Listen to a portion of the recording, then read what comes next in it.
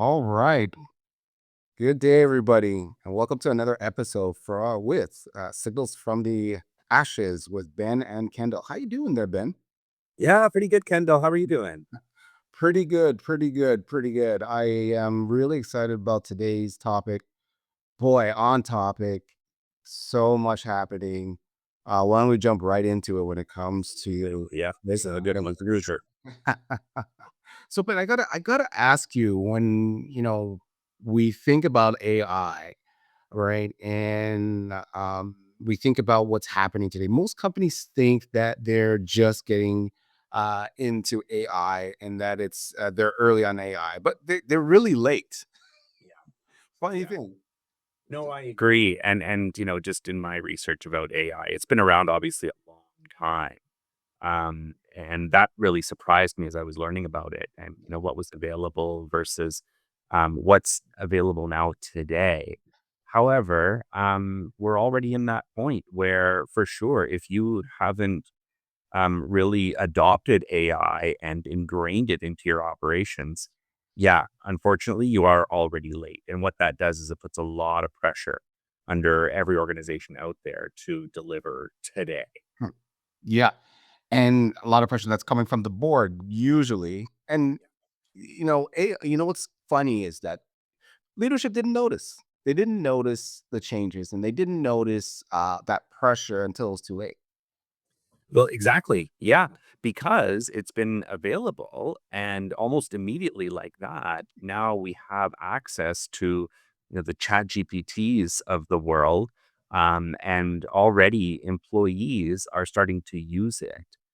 They're using it on a personal level, and then they're seeing how they can use it on an enterprise level in their roles to make them faster, to make them better at what they do. And it's really it's not top down, is it? It's not something that said, okay, now we're going to use this system and we're going to train everybody on it. It's really been, oh, hey, now look what I can use, look what I can do. And a lot of organizations they set up um, monitoring systems for how the employees are using systems. They perhaps limit websites to a certain list, or remove others that they're not allowed to access. And this has created, of course, folks when they're looking to use AI, it's not just the systems that have already been approved is because really, frankly, in many organizations, none have been improved or are being used. But now they're, using just the internet and going on their browser and accessing, like I said, the chat GPTs or the Claudes or metas of the world and, you know, using that already. And it's horizontal. Again, like I said, it's not just top down. Okay, now we're going to do this and this and this. It's really just folks that are experimenting, looking to see what they can do and they're already out there running with it. Yeah, you're so right. And you and I were speaking about this the other day. If you go to a sporting event, if you're looking at commercials at any large gathering, AI is everywhere. They are pushing that heavily. So the expectation is that it's going to be utilized widely. And on that expectation, it's buyers are already using that, right? And with every expectation and times the technology speed of change, uh, you know, people want things faster now because AI expects it. They want Yeah. answers better. It's changed their way that they work. 1000%. And that's so the expectation both on the client side when they're contacting the organization for whatever reason, or they're getting something from the organization, they're expecting the speed, they're Yeah. expecting the accuracy. That if you can't provide that, well, then perhaps you're already behind from your competition. But then also from an employee perspective, because if I'm in a team of however number of people, and I can see that Bill is much faster and much more capable at this and this and this than I am, well, I'm going to go after that as well. And when I find out that Bill is using AI here, here, and here, and he's still allowed to get away with it, Yeah. well, then I'm going to do the same as well. Because now, what if Bill gets promoted before I do? Right. Mhm. Yeah. And so, whatever I can use, whatever's available to me, I'm going to go ahead and use it. And so, Again, it's these organizations that are saying, I could be very much behind on both of those levels, both in terms of what my clients are expecting and do I have the policies and procedures in place to make sure that it's controlled properly? Yeah, I mean, there's no question about it. Two perspectives, you make a really, really good point there. It's part of the playbook now. If you really want to get ahead, if you really want to be proficient, but from a corporate standpoint, it is now really about, boy, how do we stay ahead? How do we stay proficient? And it really comes down to governance. And what an area, what a topic. This is the biggest topic of the year, right? How do we regulate? And you just said it, that we stay ahead. So Yeah. that's sort of a mandate. I think that's what I hear, but also how it's being used. Yep. Well, that's just it. And so you see the organizations going in this direction of establishing governance. Okay. So we're going to set up the legal framework around how we are using it. The challenge there, though, Kendall, is okay, if we go back from the top down, at the top of the house, they may want AI because they've heard of it and they see what their competition is perhaps able to do. Yeah. Yet, the question is, do they really understand it? Do they even know what it is or how to use it effectively, how to use it safely? Right. And so, okay, I'm going to pass this over now to a new governance team that I'm going to create, and they're going to create all these policies that go around it and educate me while I'm at it. Again, the challenge is that same governance department is uneducated, illiterate when it comes to AI. What are the tools that are available? What should I do versus shouldn't I do? What access can I give versus not give? Again, now from an organizational level, it's I need to understand it first. I need to know what am I even playing with here, and what do I need to be careful of for it to be used effectively. And so again, it's the education piece. And Kendall, we all know that's not easy because I need to run my day to day. So how do I stay up to date with what's even AI is or what's even out there and how I can use it and how my staff can use it specific to me? So there's that whole component around like what is it overall and how do I use it overall? And then how does that fit into what I do on a day-to-day basis? And we may be thinking, you know what, my organization, we don't need AI Mm. because it doesn't apply to us. We do something, very specific and AI doesn't do that. And then they find out that their competition is using AI in a new way and they didn't even think that it could be done. So again, I go back to the whole topic of today. It's not the technology, is it? It's the illiteracy because the illiteracy of AI lends itself then to problems that come along later on, whether that's in the background or right in the forefront when policies get created around i- illiteracy about those who don't really know how it can be used or what for, and even in a safe manner. Y Yeah, I think you're right, and it sounds like that, one solution might be is some of these leaders and policymakers need AI to learn about AI as one solution, or they should contribute to, as part of their policies in adopting AI, really, a I want to say a way of embedding it by learning and adopting, which in my opinion has always been the right way, right? To do things when it comes to technology itself, because otherwise it becomes control. If you're just right, if you're just saying use it and without actually understanding, to your point, you're seeking more control with no real governance. Oh, absolutely. And there's a lot of organizations, as we so well know, Kendall, that have done that. I think especially when we talk about the introduction of Microsoft Copilot, for example, and now it's in the organization. So go ahead, everybody use it. And now, under a new policy that says you need to use it. And yet all the employees are still going, what? How? What do I do with it? What don't I do with it? What can it even do? Where is this coming from?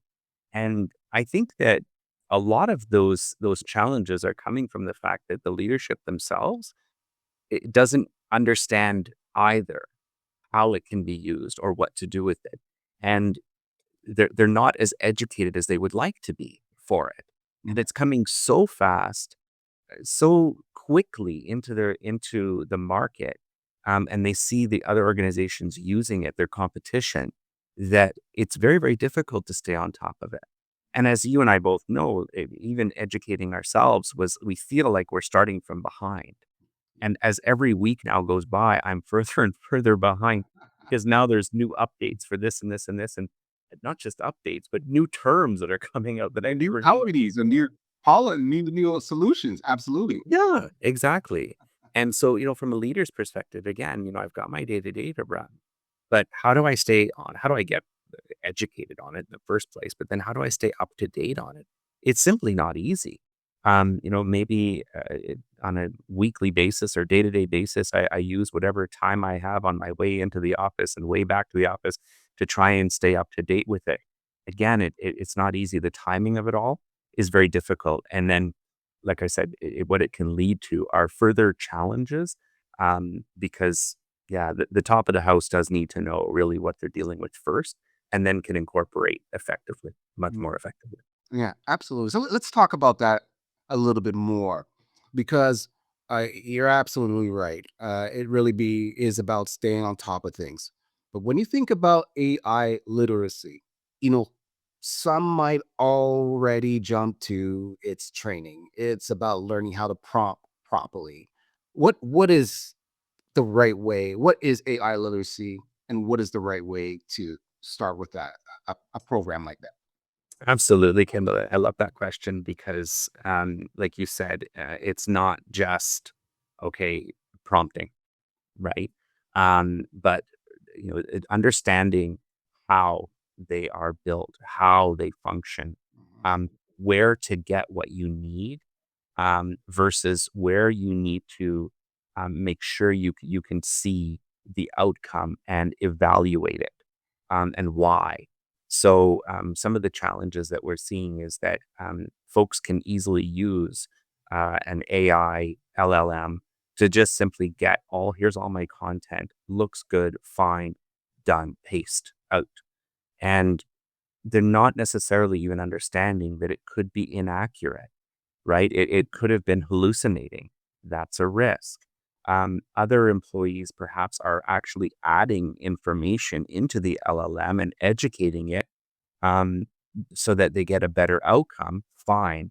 However, what should be out there versus what shouldn't be out there? What do I need to pay attention to so that I'm aware of what can be tracked, and perhaps get out into the public, versus what needs to stay in house and how.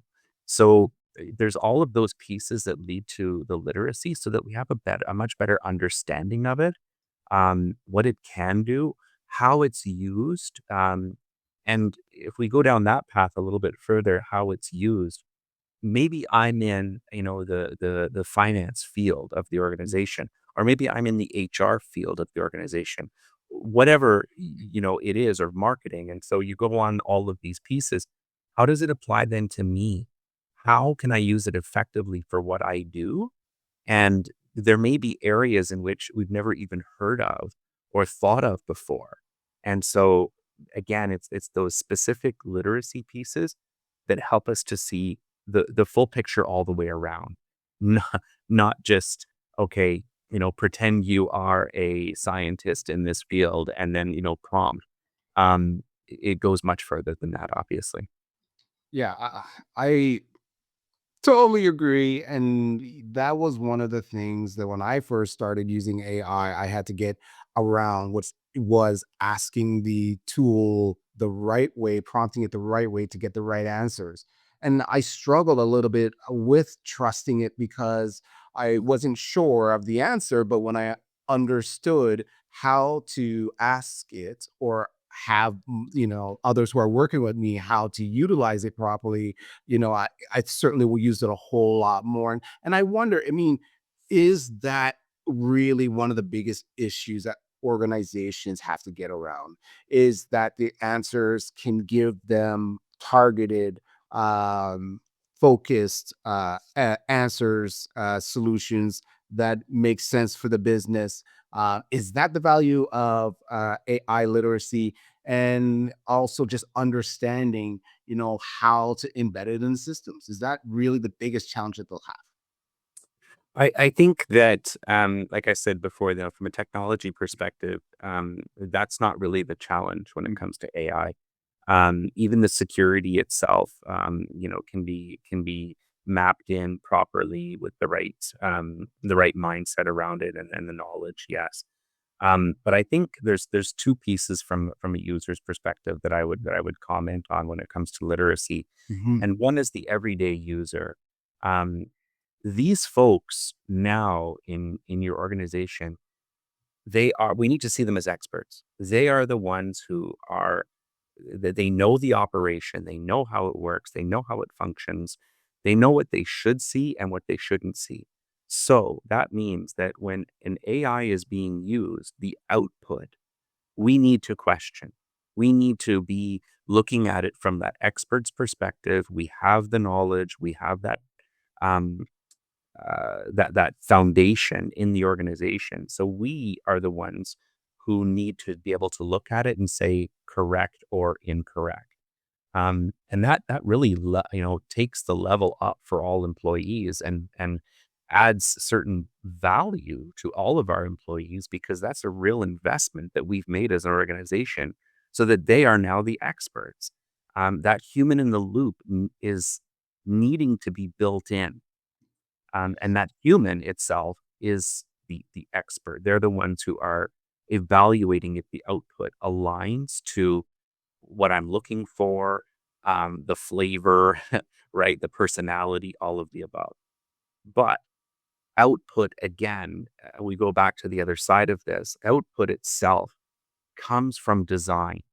And so, design and understanding of how AI could even be used within an organization, where it needs to sit versus not sit, when it comes to the build itself. If I'm put my management hat on, I need to be thinking in terms of how can I use AI to my best advantage as an organization, but perhaps I don't even know where it can be fit in. And if I'm just going to go all in and now I'm using it to replace my employees, that could be a big mistake. Mm. That could mean that I'm also replacing my experts. Or it could be that I'm putting in places where I'm putting trust that I really shouldn't. And I need to maintain the human in the loop. Or maybe there's pieces I'm not using it at all and I'm not taking advantage of it fully. Because, like I said, there's the user's perspective, what they can and can't do on a day to day basis.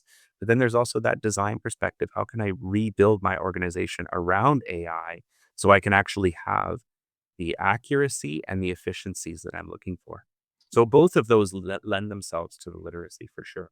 Wow, I totally agree with that, and I think you bring up some very, very good examples and some questions as well. And that question sounds like, based on what you're saying, it's not if it's a question of should we have AI.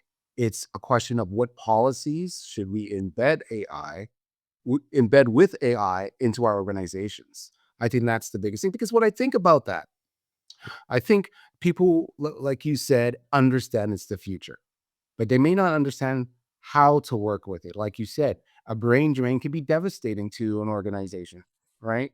So it really comes down to having those power users and having those consultants come in and utilizing processes like a AI literacy program that will really set forth success when it comes to AI.